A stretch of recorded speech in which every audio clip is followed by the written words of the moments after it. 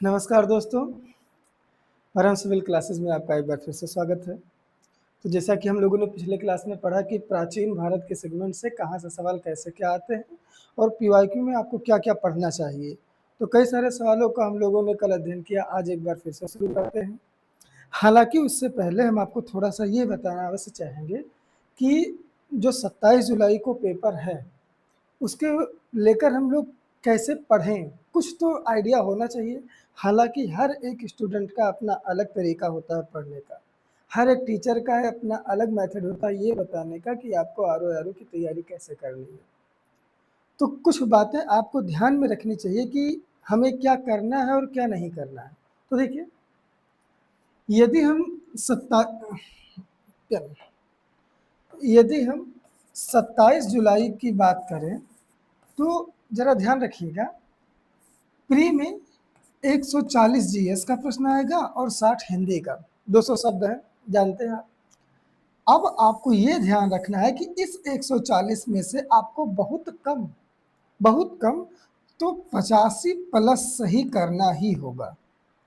अब यदि 85 प्लस आपको करना है, तो इसका मतलब ये हुआ कि लगभग 120 से लेकर 125 प्रश्न आपको अटेम्प्ट करने होंगे। और इसका मतलब ये हुआ कि लगभग ऐसे 15 से लेकर 20 प्रश्न होंगे जिनको आपको छोड़ देना है। ये ज़रा याद रखिएगा, छोड़ना बहुत ज़रूरी है। अन्यथा गलत करते-करते कहीं ऐसा ना हो कि जो आपने सही किया है वो भी गलत हो जाए। तो इसलिए ऐसे लगभग 15 सवाल को आप गोल कर लीजिएगा अपने पेपर में कि इनको हमें नहीं टच करना है। हमें अटेम्प्ट करना है केवल 120 से लेकर 25 ताकि गलतियाँ कम से कम हों। तो जब गलतियाँ कम होंगी तो आपकी पॉजिटिविटी बढ़ती जाएगी। इसलिए आपको लगभग 25 लाना 85 लाना ज़रूरी है। हिंदी में आते हैं, हिंदी में 6 टॉपिक से 10-10 सवाल आएँगे। ये करने योग्य होते हैं। समीक्षा अधिकारी आपसे बहुत ज़्यादा टफ हिंदी नहीं पूछता है। वो अलग बात है कि एग्ज़ाम के दौरान आप बैठे रहते हैं क्लासरूम में, परीक्षा हॉल में, तो आपके ऊपर प्रेशर रहता है, इसलिए आपको थोड़ा-सा कठिन लग सकता है। हालाँकि बहुत ज़्यादा कठिन नहीं रहता है। फिर भी हम ये मानते हैं कि 60 में से 5 सवाल आपके गलत हो सकते हैं। कोई बड़ी बात नहीं है। अब बचता है जो ये 55, इस 55 में यदि 5 आपके गलत हो गए, फिर भी लगभग आपके 50 से लेकर 52 आपका सही हो सकता है, इसमें कोई बहुत बड़ी बात नहीं। लोगों के भी सही होते हैं, हमारे भी सही होते हैं, आपके भी सही होते होंगे। तो यदि हम 85 और 55 को आपस में जोड़ लें, तो 80 5 130 130 प्लस आप हो जा रहे हैं ऑलरेडी, 135 तक पहुंच जा रहे हैं। और संभव है कि आरओ में जो कि 411 पोस्ट बता रहे हैं लोग, उसके अनुसार यदि आप 130 हैं, 100% सेलेक्ट है, कोई चिंता करने की जरूरत नहीं है। अब इस 411 में से यदि आप जाते हैं 130 आप पा जा रहे हैं, तो मेरा मानना है कि लगभग 125 के आसपास आपका कट ऑफ रहेगा, जो कि जनरल का रहेगा। अब यदि आप 125 हैं तो चिंता करने कोई दिक्कत नहीं, यदि 135 हो जा रहा है तो अति उत्तम है। इसलिए तो इस बात का तनिक दिक्कत ना करिएगा कि सर जी हमने यहाँ पर 20 से 25 सवाल छोड़ दिए हैं, कोई दिक्कत नहीं है, छोड़ना पड़ेगा। कुछ ऐसे सवाल आयोग रखता है कि जिनको आपको छोड़ देना चाहिए। अब यदि आप उसमें फंसेंगे तो आपका टाइम और आपका अंक दोनों कम होगा। इसलिए हमारा आपको इतने सलाह है कि जो सवाल आपको बिल्कुल ना आता हो उसको छोड़ते चलिए और ये निर्धारित कर लीजिए कि हमको 15 से 20 सवाल छोड़ने हैं। कितने में से? 140 में। हमको अटेम्प्ट कितने करने हैं? 120 से 25, बस और कुछ नहीं। अब इस 85 को हम लाए कहाँ से? क्या पढ़ें कि हम 150 लगभग 85 पा जाएं जीएस में? सबसे प्रायोरिटी आप देंगे किसी भी विषय के पूर्वावलोकन को, ये बहुत ज़रूरी है।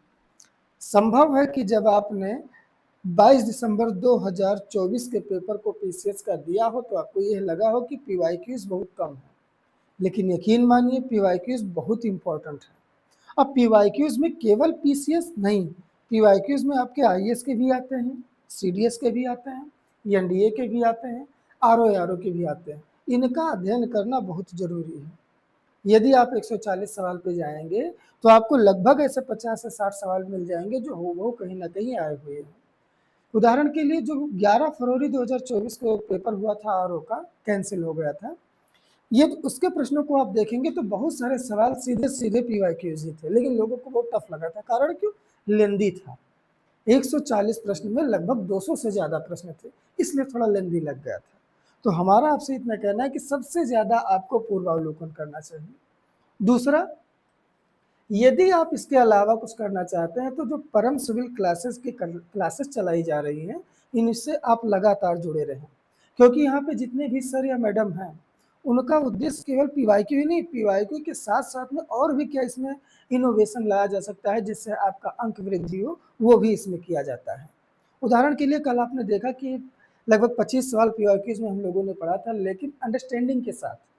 याद रखिएगा, रटने की क्षमता सीमित होती है, आप अधिक रट नहीं सकते हैं, लेकिन समझने की क्षमता अधिक होती है। यदि आप चीज़ों को समझ जाएं तो हो सकता है कि वही प्रश्न ना आए, दूसरा आ जाए, तो भी आप कर ले जाएंगे। तो हम आपको केवल 27 जुलाई के पेपर के लिए 2 ही रिकमेंड करेंगे। एक तो आपको मिलेगा पूर्वावलोकन, सबसे जरूरी है, और दूसरा है जो परम सिविल क्लासेस जिस समय जो आप देख रहे हैं, ये दो अगर जो आप पढ़ रहे हैं, यकीन मानिए, मैं तो नहीं कह सकता कि लिस्ट में पहले स्थान पे रहेंगे, लेकिन ये पक्का मैं कह सकता हूँ कि लिस्ट में जरूर रहेंगे। अब आप चाहे सचिवालय में मिले, चाहे लोक सेवा आयोग में मिले, लेकिन हाँ, इसके लिए आपका डेडिकेशन होना बहुत जरूरी है। तो इनको जरा ध्यान रखिएगा। सवालों को छोड़ना कितना है, कौन करना है, कौन नहीं करना है, हिंदी में क्या करना है, हिंदी के लिए क्या पढ़ें। तो हिंदी के लिए क्लासेज आपकी आर ओ के लिए यहाँ चलाई जाएंगी। परम सिविल क्लासेस जल्द ही आपको हिंदी के लेकर उपस्थित जरूर होगा। फिर भी यदि आप हिंदी पढ़ना चाह ही रहे हैं तो सबसे पहले घटना चक्र का एक पूर्वावलोकन आता है, वो जरूर पढ़िए। उसमें आपके लगभग सभी हिंदी के प्रश्न शामिल होते हैं, वो पढ़ते रहिए। और यदि कोई दूसरा क्लास आप पढ़ना चाह रहे हैं तो एक अथेंटिक बुक है जिसका नाम है हरदेव बाहरी, इनको आप जरूर पढ़िए।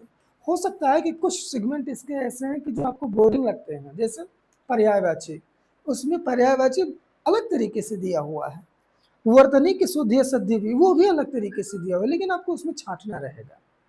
तो इसलिए ये 2 किताबें आपके लिए जरूरी है। हाँ, यदि आप हरदेव बाहरी सर को नहीं पढ़ना चाहते हैं तो एक कॉम्पिटिटिव बुक है जिसका जो राजपाल सर लिखते हैं, राजपाल सिंह, वो आप पढ़िए, वो भी बहुत बढ़िया बुक है। उसमें हरदेव बाहरी, राघव प्रकाश, वासुदेव नंदन सबका निचोड़ दिया हुआ है। आपको कहीं पर अन्य कोई किताब पढ़ने की आवश्यकता नहीं पड़ पाएगी। तो जीएस के लिए केवल 2 पूर्वावलोकन और क्लास, और हिंदी के लिए केवल पूर्वावलोकन और क्लास, बस इतना पर्याप्त है, आप पास हो जाएंगे। बस इससे ज़्यादा मैं कुछ नहीं कह सकता। चलिए आज की क्लास हम लोग स्टार्ट करते हैं। कल हम लोगों ने 25 सवाल पढ़ लिए थे, आज 26वां सवाल है। निम्नलिखित में से किस स्थान पर नवपाषाण कालीन स्तर पर गेहूं एवं जौ की खेती के सर्वप्रथम साक्ष्य मिले हैं? तो कल के क्लास में ही हमने आपको बता दिया था कि कृषि किस काल का देन है, कहाँ से क्या हुआ है, मेहरगढ़ कहाँ था, लहुरा देव है ये कहाँ से था, ये सारी चीजें हमने आपको कल बता दिया था। सवाल है नवपाषाण कालीन स्थल। अब नवपाषाण कौन सा था, चला जरा देख लेते हैं। नवपाषाण कालीन में सबसे पहला और नेतृत्वकर्ता जो स्थल है उसका नाम ही क्या है, मेहरगढ़। ये पाकिस्तान के बलूचिस्तान वाले प्रांत में, सीधी सी बात। ये ऐसा जगह है जहां पर गेहूं तथा जौ अर्थात कृषि के साक्ष्य मिले हुए हैं। अब सबसे पहला जो मानव के द्वारा किया जाने वाला फसल था वो कौन सा था, जौ। जौ की खेती सबसे पहले की गई। तो कृषि भी सबसे पहले कहाँ की गई, नवपाषाण काल में। किस जगह पे, मेहरगढ़ से। ये वो मेहरगढ़ है। अब एक चीज और, यदि कृषि हुआ है तो क्या यहाँ पर पशुपालन हुआ होगा? बिल्कुल, बिना पशुपालन के कृषि हो ही नहीं सकता। इसके अलावा और क्या होगा? मेहरगढ़ में ये पशुपालन था, कृषि था, तो क्या लोग चलवासी थे? आज यहाँ कल वहां परसों वहां, ऐसा नहीं था, वो स्थिर थे। और यदि उनके जीवन में स्थिरता थी, इसका मतलब ये था कि उनके पास घर था, झोपड़ी थे। आपको पता ही होगा। अब झोपड़ी रहा होगा, पशुपालन रहा होगा, तो इसमें कोई डाउट नहीं है कि हो सकता है कि बैल रहे हो सकता है कि भैंस रही हो। ऐसा भी सवाल आता है कि भैंस के साथ सबसे पहले कहाँ से मिले हैं, तो आपका उत्तर क्या जाएगा, मेहरगढ़। अब आपके मन में एक सवाल आएगा, और आना भी चाहिए यहाँ पर नोट के द्वारा, कि सर लहुरा देव का क्या इसमें योगदान है? तो जरा याद रखिएगा कि मेहरगढ़ लगभग बीसी के पहले की कहानी है। और लहुरा देव ये 8000 से लेकर 9000 बीसी की कहानी है, जो कि ये इंडिया के यूपी में है और ये मेहरगढ़ पाकिस्तान में है। तो अब यदि सवाल आए कृषि का प्राचीनतम साक्ष्य भारतीय उपमहाद्वीप में कहाँ से मिला है, तो यदि विकल्प में लहुरा देव है तो आपको यही उत्तर लगाना है, और यदि यह नहीं है तो क्या लगाना है, मेहरगढ़। और यदि दोनों है तो भी आपको क्या लगाना है, लहुरा देव लगाना है। ये जरा याद रखिएगा। तो किस स्थान से गेहूं और जौ के सर्वप्रथम प्रमाण मिले हैं, मेहरगढ़ से। ठीक, चलिए अगला प्रश्न देखते हैं।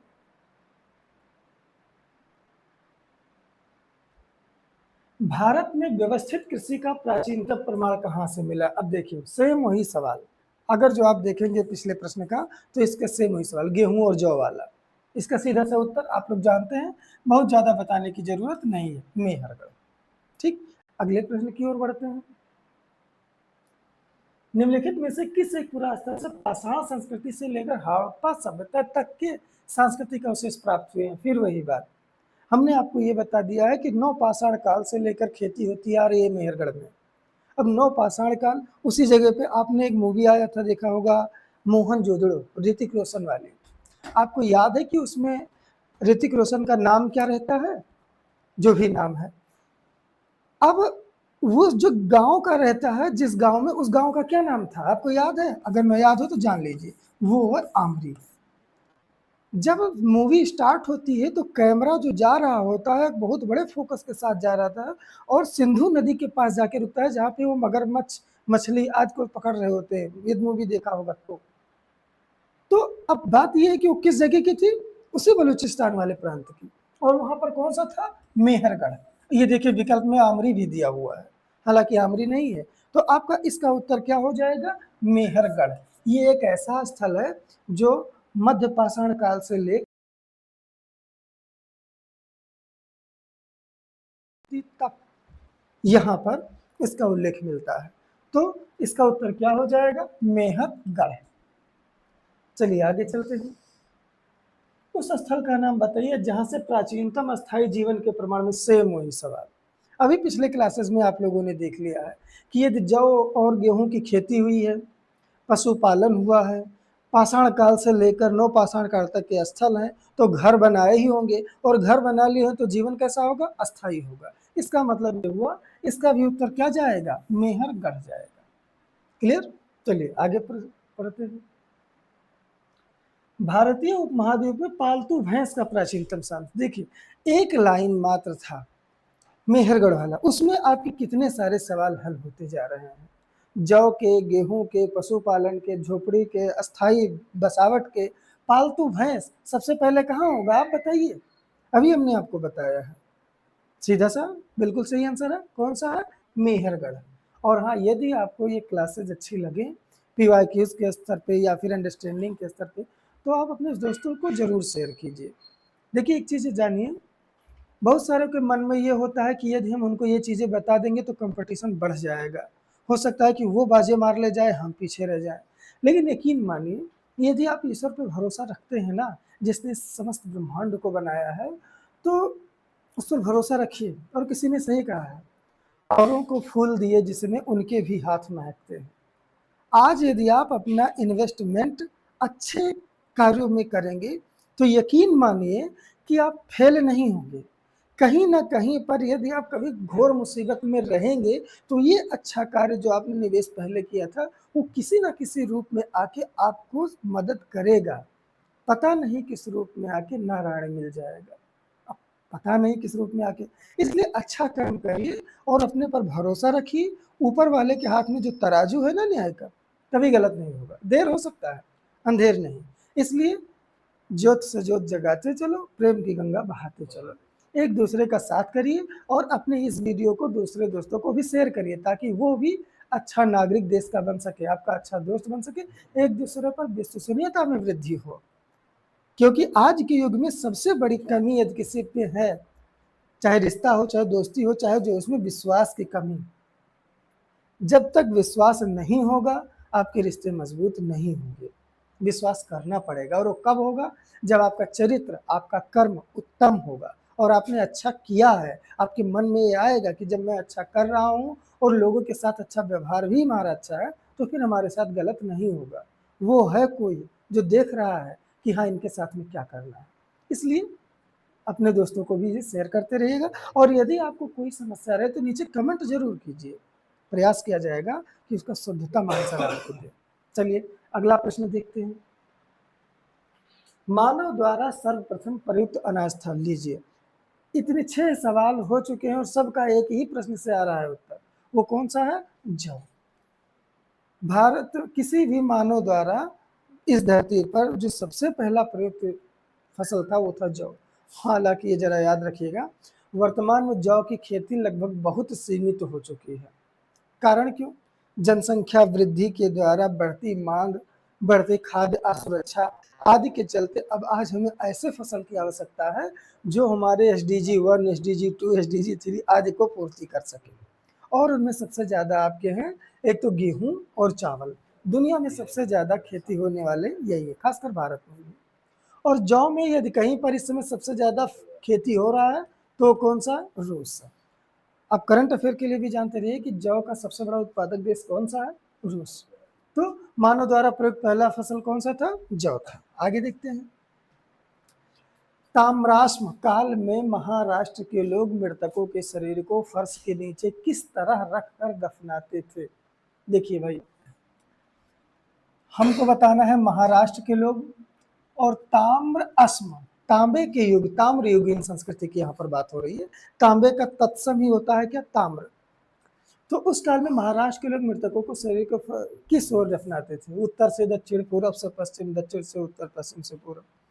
आपको पता होगा कि वर्तमान हिंदू संस्कृति के अनुसार जो भी मानव जब मृतक हो जाता है तो उसको उत्तर से दक्षिण में दफनाया जाता है। क्लियर है? अब बात यह है कि हड़प्पा सभ्यता के आसपास में शवों को दफनाने की 3 प्रकार थे। एक था शव को खुले में छोड़ दिया जाना, चील कौए पशु पक्षी आदि का पेट भर जाए, जो बचा हुआ अवशेष बचेगा हड्डी वगैरह का, उसको ले जाके दफना दिया जाता था। एक को दाह संस्कार किया जाता था, अग्नि के हवाले कर दिया जाता था। ऐसे 3 प्रकार के, और एक को जिंदा ही दफन कर दिया जाता था। महाराष्ट्र में यदि आप देखेंगे तो जरा देखिए, ये है आपका महाराष्ट्र। इस महाराष्ट्र से कुछ महत्वपूर्ण स्थल मिले हुए हैं, जिनमें से कौन है? इनाम गांव है, एक है जिसका नाम है दैमाबाद है। ये प्रवरा नदी के किनारे भारत हड़प्पा संस्कृति का सबसे दक्षिणी स्थल था। जोरवे संस्कृति भी रही है, आपको याद होगा। तो महाराष्ट्र में जो लोग मर जाते थे तो मरने के बाद में अपने आंगन में ही, याद रखिएगा कब्रगाह में नहीं, प्रायः अपने आंगन में ही खुदाई करके शव को उत्तर और दक्षिण में ही दफना दिया जाता था। जैसा कि आज हो रहा है ठीक उसी प्रकार हो रहा था। ये ताम्रपाषाण काल, याद करिए, आज के लगभग 5200 साल पहले की कहानी है। यानी कि हिंदू धर्म में जो व्यवस्था आज ये है कि मृतकों को उत्तर और दक्षिण में दफनाया जाए, वो आज की नहीं है, वो बीते 100, 200, 500 साल की नहीं है, 5200 साल पहले पुरानी कथा है। इसलिए हमारी जो सभ्यता है, संस्कृति है, वो इतनी प्राचीनतम है कि किसी अन्य संस्कृति का कर्जदार नहीं बनी रही है। इसका मतलब तो क्या होगा कि महाराष्ट्र के लोग शवों को किस में दफनाते थे? उत्तर से दक्षिण की ओर। इसका आंसर ये रहेगा। अगले प्रश्न की ओर चलते हैं। नवदा टोली किस राज्य में अवस्थित है? हाँ, ये भी जरा याद रखिए। बहुत सारे ऐसे स्थल होते हैं जिनको विभिन्न राज्यों से पूछ लिया जाता है। कल ही हमने आपको बताया था कि नवदा की जैसे वो आया था, बीरभानपुर था, पैसरा था, सरायनाहर था, महदाह था। इन सबको जगहों को पूर्व से पश्चिम, पश्चिम से पूर्व से जाने के साथ साथ में आपसे ये भी पूछ सकता है कि ये स्थल किस राज्य में है, किस राज्य में और किस राज्य में है। तो देखते हैं। हमने आपको तो महाराष्ट्र में भी बताया कि यहाँ पर कौन था? इनाम गांव था, और कौन था? दैमाबाद था। ये वही दैमाबाद है जहाँ से एक रथ मिला है जिसको कुछ बैल खींच रहे हैं, और उस पर एक आदमी डोरी ताने बना हुआ है। ये तांबे का रथ था, ये भी याद रखिएगा। और हाँ, दैमाबाद से ही एक जगह पे शुतुरमुर्ग, दैमाबाद के स्थल यहाँ महाराष्ट्र से ही शुतुरमुर्ग के अंडे पर बने सेल चित्रकारी का भी उल्लेख मिलता है। छत्तीसगढ़ के बारे में नहीं पता, उत्तर प्रदेश के बारे में आप जानते हैं कि उत्तर प्रदेश में कुछ महत्वपूर्ण ही स्थल रहे हैं। उनमें से कौन सा थे? एक जिसका नाम था हुलास, मांडी, आलमगीरपुर, और हुलास, मांडी, आलमगीरपुर, और एक कौन था? आलमगीरपुर, हुलास, मांडी। चलिए इतना ही। ये सब आपके कहाँ पर थे? यूपी के थे। तो अभी नवदा टोली जो था वो किसमें था? गुजरात में था। नवदा टोली नामक स्थल किस राज्य में अवस्थित था? तो उसका उत्तर क्या होगा? गुजरात। ये जरा याद रखिएगा, उत्तर प्रदेश के प्रमुख स्थल ये संध्योकालीन थे। चलिए आगे चलते हैं। इनाम गांव भारत के किस राज्य में है? देखिए सेम वही सवाल, इनाम गांव किस राज्य में होगा? अभी सवाल में बताया गया है। इनाम गांव आपका महाराष्ट्र में है। और कौन सा था? दैमाबाद था। ये भी जरा याद रखिएगा। अगला सवाल है, देखते हैं। भारत के किस पुरा स्थल की खुदाई से लौह धातु के प्राचीनतम प्रमाण मिले? ये सवाल आपका इंपॉर्टेंट है, इस बार के लिए भी काफी इंपॉर्टेंट है, ये भी जरा याद करिए। अभी जल्द में ही तमिलनाडु में खुदाई के दौरान कुछ ऐसे स्थल आए हैं, शिवमंगलाई जैसे स्थल, जहां से ये माना गया है कि जो लोहे के साक्ष्य अभी तक पूरे विश्व इतिहास में, भारत के इतिहास में उल्लिखित था कि भारत में लोहे का साक्ष्य ऐसा माना जाता है कि 1000 बीसी के पास में एटा जिले के एक जगह था जिसका नाम था अंतरजी खेड़ा। यहाँ से ये माना गया था कि पहली बार लोहे का साक्ष्य मिला है, जो कि कितना साल पुराना है? 1000 बीसी, अर्थात आज से 2-3000 साल पहले की बात है। जबकि जो तमिलनाडु में आया है ये बात अभी जल्द में 1-1.5 महीना पहले की बात है कि ये 1000 बीसी नहीं है, ये हड़प्पा की सभ्यता से भी प्राचीनतम है। अर्थात जो लौह युग आया था, आयरन एज, वो 1000 बीसी में नहीं, वो बहुत पहले आ गया है। तो ये सवाल आपका इंपॉर्टेंट है, यहाँ पे इस बार पूछा जाने योग्य कि भारत में लोहे के प्राचीनतम साक्ष्य कहाँ से मिले हैं। तो जरा याद रखना, इस प्रश्न का आंसर आपका अंतरजी खेड़ा ही रहेगा अभी के लिए। लेकिन इस प्रश्न की प्रकृति में कोई झोल करता है कि हाल ही में मिले उत्खनन के अनुसार किस राज्य से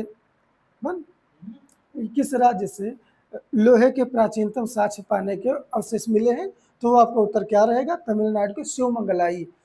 जगह का क्या नाम है? शिवमंगलाई। ध्यान दीजिएगा, लगभग 3 जिलों में मिला हुआ है। वो कौन कौन से जिले थे नहीं पता। तो अब इसका उत्तर क्या जाएगा? अंतरजी खेड़ा। ये उत्तर प्रदेश के एटा जिले में था, जहां से खुदाई में लौह धातु के प्रचलन के प्राचीनतम साक्ष्य मिले हैं। चलिए अगले प्रश्न की ओर चलते हैं।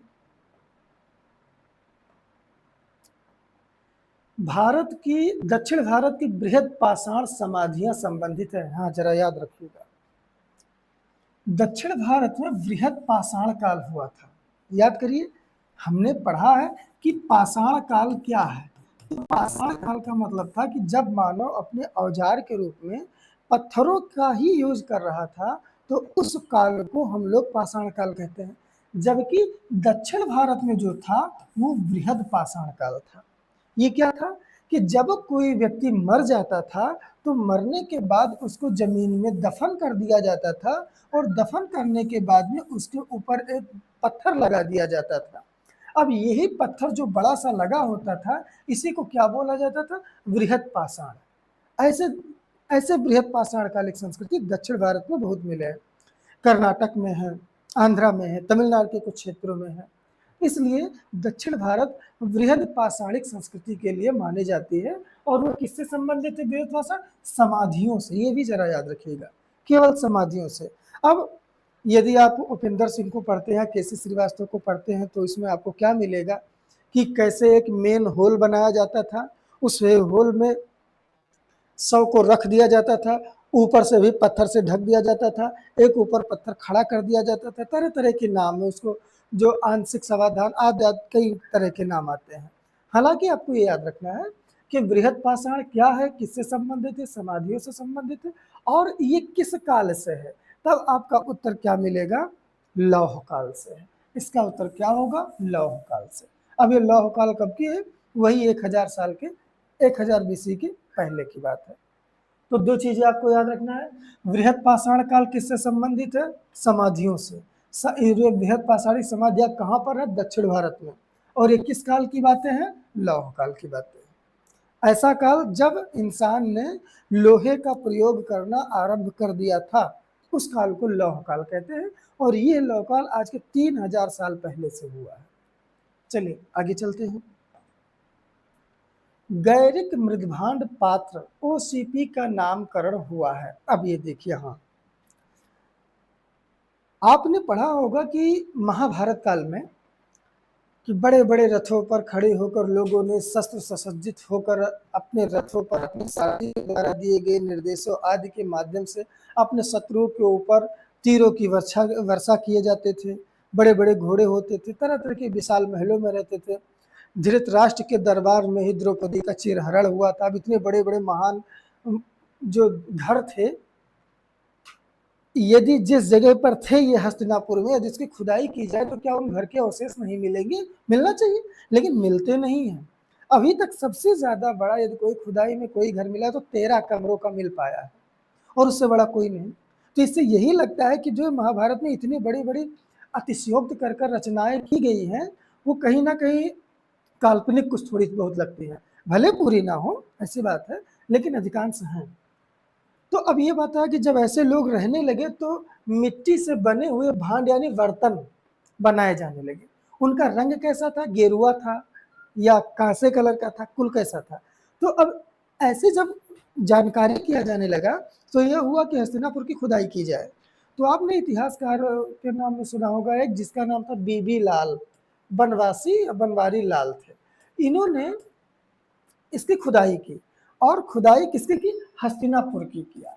और यहाँ पर हस्तिनापुर में उनको जो मृदभांड प्राप्त हुआ गैरिक कलर का, उसी के नाम पर इसका नाम रखा गया। अब जरा ये याद रखिएगा कि यदि गैरिक मृदभांड पात्र और सीपी का नामकरण हुआ है तो कहाँ से हुआ है? हस्तिनापुर। ये किस महाभारत कालीन स्थल था। हालांकि अहिछत्र भी है, ये भी जरा याद रखिएगा, लेकिन इसका शानदार आंसर और इसका पूर्ण उत्तर सही जो होगा वो क्या होगा? हस्तिनापुर, जिसकी खोज 1954 के लगभग में बीबी लाल ने किया था। नाम जरा याद रखिएगा, बीबी लाल। अगला प्रश्न क्या है? सूची 1 को सूची 2 से मिलाना है, देख लेना है। हाँ, ये बता रहा है, देखिए, कि पूरा पाषाण काल की क्या विशेषता थी, मध्य पाषाण काल की क्या विशेषता रही होगी, और ताम्र पाषाण काल की क्या विशेषता रही होगी। तो सबसे पहले हम ये जान ले, पूरा पाषाण काल जब मानव तनिक भी सभ्य नहीं था, केवल वह औजारों से जानवरों को मारता था, खाता था, पानी पीता था और पेड़ों पर लटक कर सो रहा होता था या अपनी गुफा में रह रहा होता था। मतलब कि वो कोई कार्य विशेष नहीं कर रहा था, न चित्रकारी बना रहा था, न मृदभांड बना रहा था, न कोई बर्तन, न कोई कुछ नहीं। तो पूरा पाषाण काल को इनमें से हम जोड़ने का प्रयास करते हैं। क्या कच्चे एवं पक्के मकान बना रहा था? बिल्कुल गलत। नदी तट अधिवास हो सकता है, क्योंकि नदियों के तटों पर मछली मार के किसी जानवरों को शिकार करके खाया और पानी पिया, वहीं रह रहा है। शैलाश्रय अधिवास नहीं होगा, जंगलों में जो गुफा बना के। गर्त आवास नहीं होगा। गर्त आवास तो आपने देखा है कि नवपाषाण काल में वहाँ कश्मीर में रह रहा था। इसका मतलब ये हुआ कि पूरा पाषाण काल का संबंध किससे रहा होगा? नदी तट से। अब एक के नीचे दो है, हाँ है। एक के नीचे किसमें है? दो में है। इसका मतलब ये हुआ केवल एक ही ऐसा विकल्प है जिसमें एक के नीचे दो है। अब आप चाहें तो दूसरा तीसरा चौथा मिलाएं, और यदि आपके पास समय नहीं है तो अपने पर भरोसा रखिए। यदि एक के नीचे दो मिल गया है तो फिर अब आपको आगे चलने की कोई जरूरत नहीं है। आप चाहे तो यहीं पर अपना उत्तर क्लिक करके आगे बढ़ सकते हैं। केवल एक आपको खोज लेना था।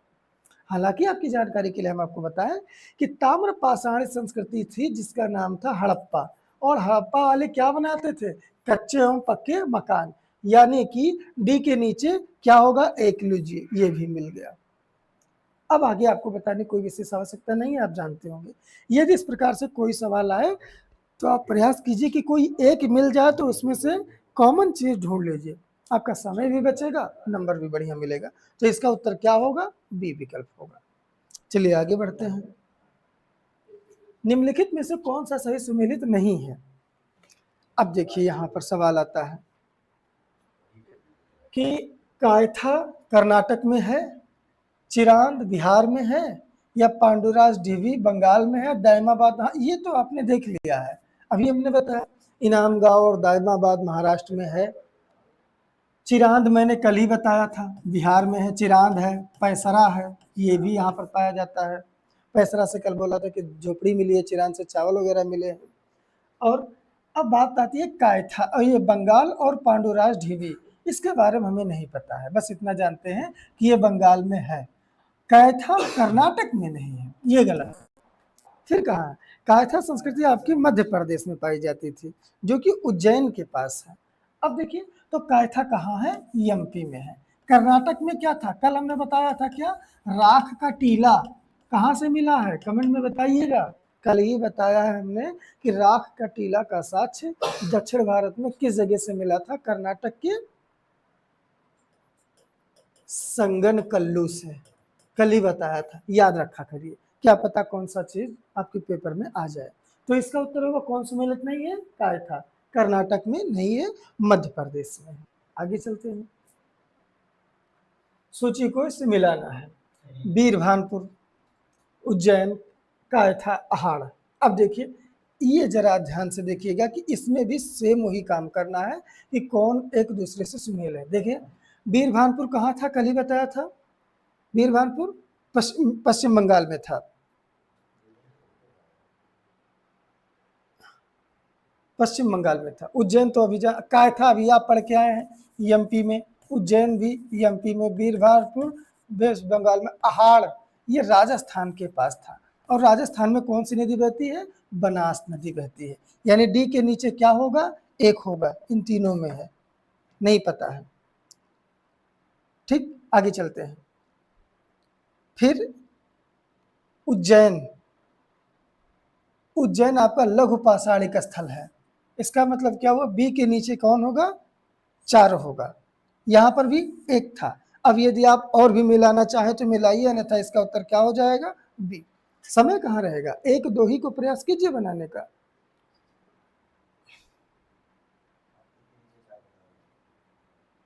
बी के नीचे 4 लघु पाषाण उपकरण सही है, और डी के नीचे एक सही तो है बी ऑप्शन। ओहो हो, हाँ ये बी के नीचे, अरे नहीं फिर से देखा जाए, बीरभान, हाँ ये ए के नीचे 4 है भाई, ये गलत हो गया, ए के नीचे 4 ये सही होगा, गलत हो गया, बी के नीचे 4 कर दिए थे। तो आपका उत्तर क्या हो जाएगा? बी। इसमें कुछ विशेष नहीं करना है, सिर्फ इतना ही बताना है कि ये सवाल किस काल के हैं, बस इससे ज्यादा और कुछ नहीं। आगे चलते हैं। कोपेनहेगन संग्रहालय कहाँ है? कोपेनहेगन डेनमार्क, डेनमार्क की राजधानी है कोपेनहेगन। संग्रहालय की सामग्री से पाषाण, कांस्य और लौह, देखिए आपके पूरे तत्सम लिखे हुए है, पत्थर, कांसा और लोहा। हिंदी में है ना, देखिए आपका 60 नंबर हिंदी का आएगा, और उसमें सबसे ज्यादा अंक लाने के चांसेस हैं, इसलिए हिंदी को आप कमजोर मत होने दीजिएगा। जीएस बहुत है, कितना आप पढ़ेंगे, नहीं कर पाएंगे पूरा, फिर भी लेकिन अगर जो आप हिंदी पर इतना फोकस कर ले जाएं तो 60 में आपके 55 प्लस हो जाएंगे, और यदि इधर 55 आप कर लेंगे तो उधर 140 में से 70-80 ला सकते हैं, इतना रहता है। जीएस आपने पूर्वावलोकन पढ़ लिया है तो मतलब पास होना कोई गलत नहीं है, कोई कठिन नहीं है, कर ले जाएंगे, बस क्या है, लगे रहिए। कोपेनहेगन संग्रहालय की सामग्री से पाषाण, कांस्य और लौह युग का त्रियुगीय विभाजन, जैसे आपने पढ़ा होगा, एक सवाल आता है कि ऋग्वैदिक काल 1500 बीसी से लेकर 1000 तक है, उत्तर वैदिक काल 1000 बीसी से लेकर 600 तक है, फिर इधर द्वितीय नगरीकरण 600 से लेकर इधर आगे का है। ये सब किसने बताया? तो जर्मनी का एक विद्वान था जिसका नाम था मैक्स मूलर, नाम आपने सुना होगा। ये वही मैक्स मूलर था जिसने बाल गंगाधर तिलक को जब 1897 में अंग्रेजों ने 18 मास की कड़ा कारावास दिया, तो मैक्स मूलर ने चिट्ठी लिखा अंग्रेजी सरकार को कि एक संस्कृत विद्वान के रूप में मैं तिलक की रिहाई की आपसे उम्मीद करता हूँ। हालांकि अंग्रेज इतने तो रहमदिल थे नहीं छोड़ा। तो यही मैक्स मूलर ने ये बात बताया कि ये उत्तर वैदिक काल इधर रहेगा, ऋग्वैदिक काल इधर रहेगा, तरह तरह की बातें। ठीक उसी प्रकार पाषाण कांस्य और लौह युग का विभाजन किसने किया था? तो उस समय के एक पुरातत्ववेत्ता थे जिनका नाम था थॉमसन, उन्होंने ये चीज बताया था। चाइल्ड ने एक पुस्तक लिखा है, गार्डन चाइल्ड है, क्या पुस्तक रहने दीजिए, बहुत सारी बातें कितना बताएं। आगे चलते हैं। हड़प्पा सभ्यता के निम्नलिखित संस्थान जल संरक्षण के साक्ष्य मिले, बिल्कुल सही। ये आपके प्री और मेंस सबके लिए इंपॉर्टेंट है। आज भारत के पास दुनिया की 18% से ज्यादा जनसंख्या है और दुनिया की 18% जनसंख्या के लिए हमारे पास जो जल है वो मात्र 4% है। और अभी आपने देखा होगा कि बहुत सारे देशों में 0 डे आया हुआ है। आपने ये भी सुना होगा कि बंगलुरु में तो लाइन लगी हुई थी पानी के, जल संकट इतना सारा बढ़ रहा है। ऐसे सारे समस्याओं के निराकरण के लिए सबसे ज्यादा जरूरी क्या है? जल संरक्षण। क्योंकि हम जल पैदा तो नहीं कर सकते लेकिन उसको रोक सकते हैं, उसको खराब होने से, दूषित होने से रोक सकते हैं। तो ये जल को संरक्षित करने का उपाय आज की जरूरत नहीं है, ये हड़प्पा सभ्यता से ही है।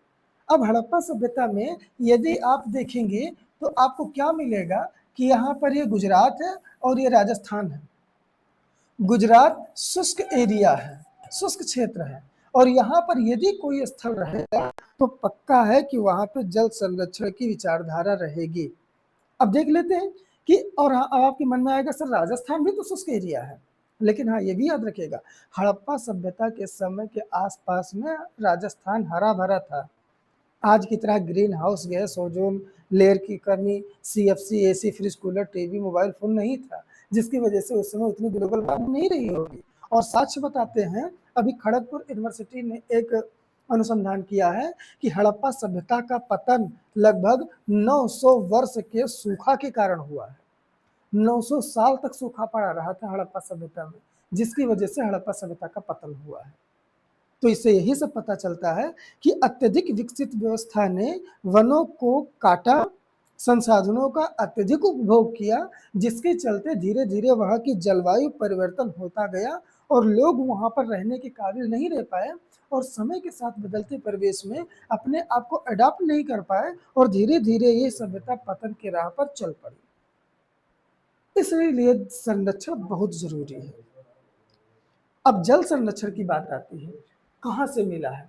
तो कालीगंगा आपका राजस्थान में है, जो कि अब नहीं होगा, ये जरा याद रखिएगा, इसका आंसर नहीं होगा क्योंकि हरा भरा था।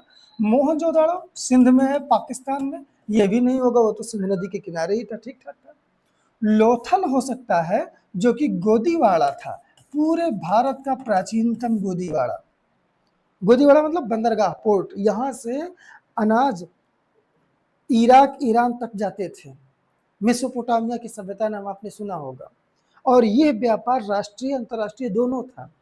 बैल पर लादकर स्थलीय व्यापार होता था, जबकि नाव पर, हाँ ये भी याद रखिएगा, लोथल से नाव के चित्र वाले सिक्के मिले हैं, जिससे ये पता चलता है कि ऐसे व्यापार नाव से होते थे, अंतर्राष्ट्रीय हुआ करते थे।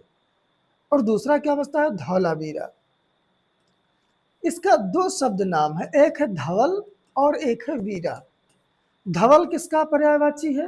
आप सब जानते हैं, सफेद का पर्यायवाची है। वीरा किसका पर्यायवाची है? कुआं का पर्यायवाची है। और इसका मतलब ये हुआ कि हड़प्पा सभ्यता का कौन सा स्थल ऐसा था जो धवल वीरा, सफेद कुआं कहलाता था? तो अब इसका उत्तर आपका क्या होगा? धवल। इसके अनुसार धौलावीरा में सबसे बेहतरीन जल संरक्षण का उपाय था, ये गुजरात में था, जानते हैं आप। और यहाँ से दो नदियों, एक मनसर था, एक और कोई नदी था, उन सब पे एक डैम बना के तब जल को संरक्षित किया जाता था, ताकि सूखा के समय, कृषि के समय उसका हम उपयोग कर सके। तो यदि आप मेंस देने जाएं, यदि आप यस से लिखेंगे आरओ में, वो जो 700 शब्द का 600 का होता है, तो उसमें जल संरक्षण की विधियों में धौलावीरा का उल्लेख करके आप अधिक अंक प्राप्त कर सकते हैं, चाहे पीसीएस हो चाहे आरओ हो। नाव आकार की कहाँ पर मिला है? लोथल से मिला है, मोहनजोदड़ो से भी मिला है। धौलावीरा का मतलब क्या होता है? सफेद कुआं होता है, कहाँ है? गुजरात में है। तो ऐसे बहुत सारे प्रश्न बनेंगे जिनको आपको हल करना है। चलिए अगला प्रश्न देखते हैं। सूची को सुमेल करना है, चन्नू दड़ो, हड़प्पा, कुंतासी, हुलास। देखिए अब यहाँ पर ये बताया हुआ है कि किस जगह से क्या मिला है, याद रखना बड़ा कठिन है, इसको केवल आप रट सकते हैं, इसको आप केवल रट सकते हैं, याद नहीं किया जा सकता है। क्या किया जाए, इतना इतना सारा डेटा रहता है, कैसे याद किया जा सकता है? चलिए देखते हैं। देखिए, चन्हू से क्या मिला है, हड़प्पा से क्या मिला, कुंतासी और उससे क्या मिला है। देखिए कहाँ गए, चन्हू से क्या मिला है, सरसों, यानी कि ए के नीचे क्या हो जाएगा, 4। हड़प्पा के नीचे से क्या मिला है, तिल, हड़प्पा बी के नीचे 1, यानी बी के नीचे क्या हो जाएगा, 1। कुंतासी से क्या मिला हुआ है, कोदो, कुंतासी से कोदो, यानी कि सी के नीचे क्या हो जाएगा, 2। अब एक कौन बचा, हुलास, हुलास से क्या मिला है, धान, यानी कि डी के नीचे क्या हो जाएगा, 3। आपका उत्तर ये सही है। ये कितना याद करें, कोई गारंटी नहीं है, आपको रखना पड़ेगा। ये ना जाने कितने ऐसे प्रश्न हैं जिनको आप पूर्णतः तैयार नहीं कर पाएंगे, इसको रखना पड़ेगा और कोई इसका उपाय नहीं है। चलिए आगे चलते हैं। स्वतंत्रता प्राप्ति के पश्चात भारत में उत्खनित प्रथम सैंधव स्थल था। हाँ जरा याद करिए, ये आपका भारत है और ये भारत में क्या हुआ था कि 1947 के बाद में इसमें विभाजन हो गया, जिसके कारण हमारा एक पड़ोसी देश बना जिसका नाम पड़ा पाकिस्तान, और इसी पाकिस्तान के उत्तर में एक और देश नाम पड़ा जिसका नाम पड़ा अफगानिस्तान। भारत में जो सिंधु सभ्यता का उद्भव हुआ, वो सिंधु सभ्यता का जन्म हुआ था सिंध नदी के आसपास के क्षेत्रों पर, यहाँ पर। इसका मतलब ये हुआ, चाहे आपका मोहनजोदड़ो हो, हड़प्पा हो, कोई अन्य शहर, या यहाँ पर अफगानिस्तान में कुबा कुर्रम वाली नदियों के किनारे हो, जिसके कारण क्या हुआ, जब भारत और पाकिस्तान का विभाजन हो गया तो ये हुआ कि भारत के अधिकांश स्थल, पूरा स्थल कहाँ चले गए, पाकिस्तान में। लेकिन हम इस बात को भी बहुत बढ़िया से जानते हैं कि घग्गर, हकरा, रावी, सतलज, चेनाब आदि सारी नदियों के क्षेत्र में, सिंधु नदी घाटी के क्षेत्र में इस संस्कृति का विकास हुआ था, इसलिए बहुत सारे स्थल भारत में रह गए। लेकिन जब भारत आज़ाद हुआ तो आज़ादी के बाद में ये हुआ कि अब खुदाई कहाँ किया जाए, तो अब पंजाब का एरिया पाकिस्तान में पड़ता है और हमारे पास भी पंजाब है, और उसी पंजाब में बहुत सारे सिंध मोहनजोदड़ो थे। तो ये हुआ, क्यों ना यही इस स्थल को हम लोग खोदने का प्रयास करें, और सबसे पहले जो स्थल खोदा गया वो खोदा गया पंजाब में, और पंजाब में एक जगह है जिसका नाम क्या है, रोपड़, इसे बोला जाता है रंगपुर, इसी में सबसे पहले इसकी खुदाई हुई थी। तो स्वतंत्रता प्राप्ति के पश्चात भारत में उत्खनित प्रथम सैंधव स्थल कौन सा था, रोपड़ था। बनावली कहाँ है, हरियाणा में है।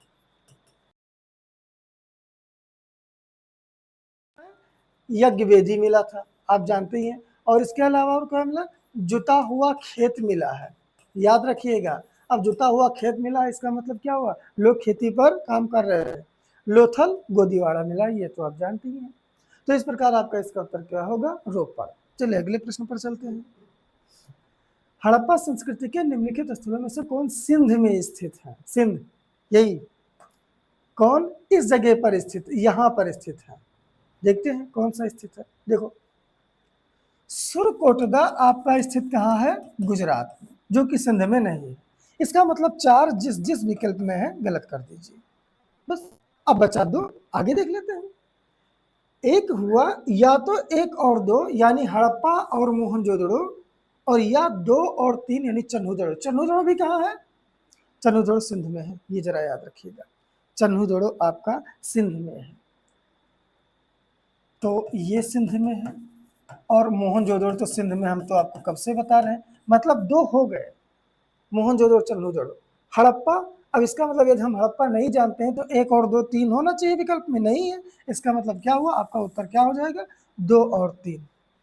तो हड़प्पा संस्कृति की कौन सा स्थल सिंध में स्थित है, मोहनजोदड़ो और चन्हूदड़ो।